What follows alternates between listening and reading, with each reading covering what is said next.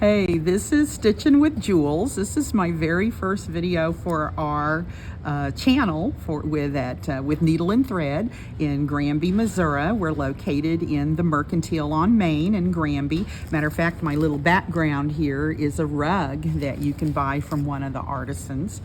And we made up some kits with some cross-stitch bookmarks, and the kits come with some strips of fabric to bind them with, plus the floss. I got the little dog print, paw prints to go with the dog one, and I offered 3 different colors for this one with the truckers, but I didn't like the way that the binding was going. I cannot stitch worth a darn evenly on both sides. The kit calls for using bias tape and stitching evenly on both sides, and I can't do that.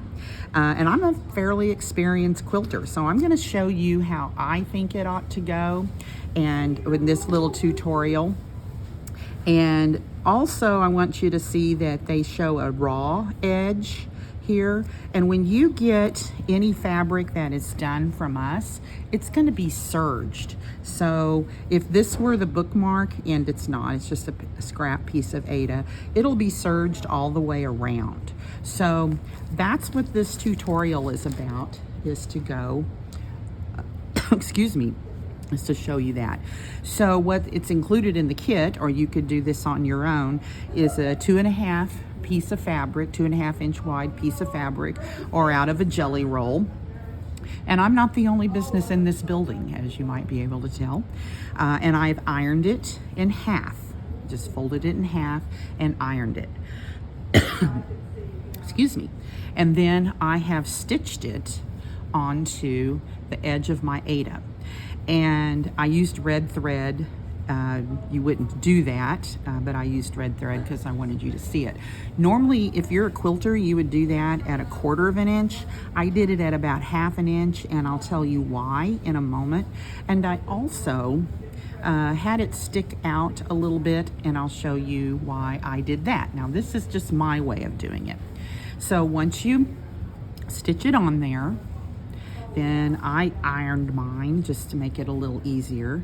And then I fold it over, and I use these handy little clips just to get it going.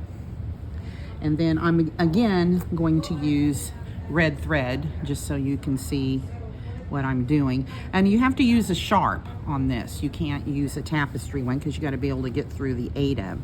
And the reason I went across, well, and also this was very bad, I also, whenever I stitched it on, I turned it under about 1/2 inch, and then I stitched it on. I'm so sorry I left out that step, so that it is a folded edge, not a raw edge. So this is a folded edge that's there. Sorry, I'm not very professional. So what I would do is I would anchor my thread under here, however you like to anchor it. And I'm a knotter. I just tied a knot in it. I'm not. So I would just anchor my thread up under here. And then take my needle and try to hide that under there, and then just kind of whip stitch that. Of course, you would be using matching thread, not red thread showing on this. And then just try to kind of close that off a little bit.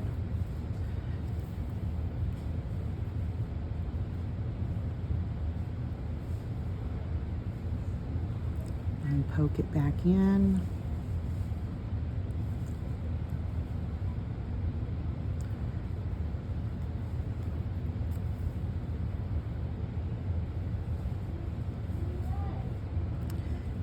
And then come back down here. And then this is how I bind my quilts. I go into that fold and then catch my fabric underneath. And this is why I went that 1/2 inch, because I wanted that catching of the fabric to be up under this. So I didn't want any of my thread to show. And then I would just go, of course you would try to use thread that's matching your fabric, and go all the way down through your binding. And I like to use my little clips. And then when you get to the other end, just do the same thing. Try to put it underneath there and whip stitch that. And that's how I would do those. If you're gonna go to the trouble of cross stitching and doing handwork, you may as well have a nice hand binding. And I would make this the right side where I was actually doing the cross stitching. But I just think that looks so much neater than trying to, if you're really good at stitching and keeping it even, more power to you. I'm just not good at that. But that's how I would finish these particular cross stitch patterns that are the bookmarks. So hope that helps. And this is Stitching with Jules.